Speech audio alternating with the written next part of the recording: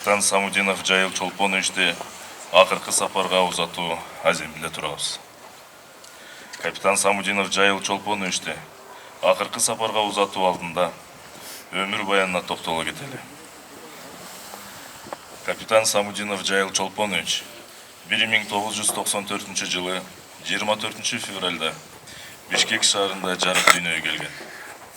2001 жылдан 2008 жылга чейин Бишкек шаарынын номер 73 орто мектебинде, 2008 жылдан 2010 жылга чейин Сокулук районуна караштуу Орок айылынын орто мектебинде окуган.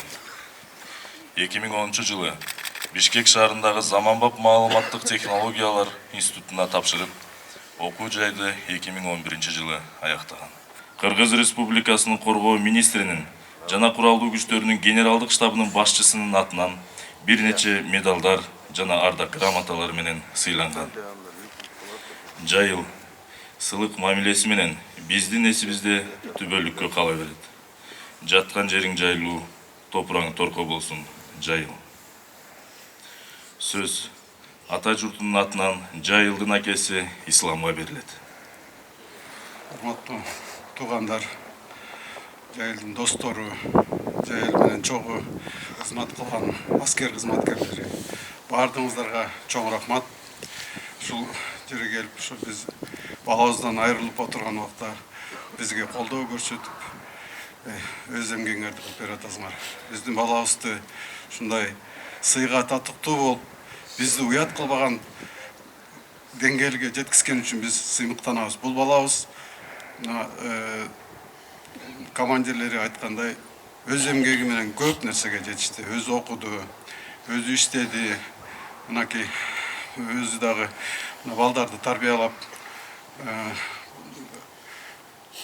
биз ушу дайыма ушу балабыз менен балабыздын кылган мамилеси, ушу күлгөн элестери баары эсибизде калат деп ойлойбуз. Сиздерге дагы ушу унутпай эстеп жүрүңүздөр. Бул Кыргыздын чыгаан жигиттеринин бири экен. Биз ушул балабыз менен сыймыктанабыз.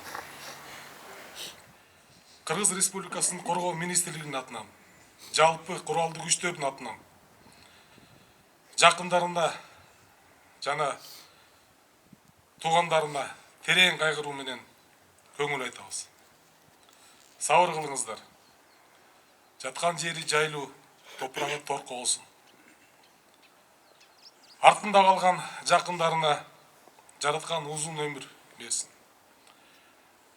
Кош бол, Жайыл Чолпонович.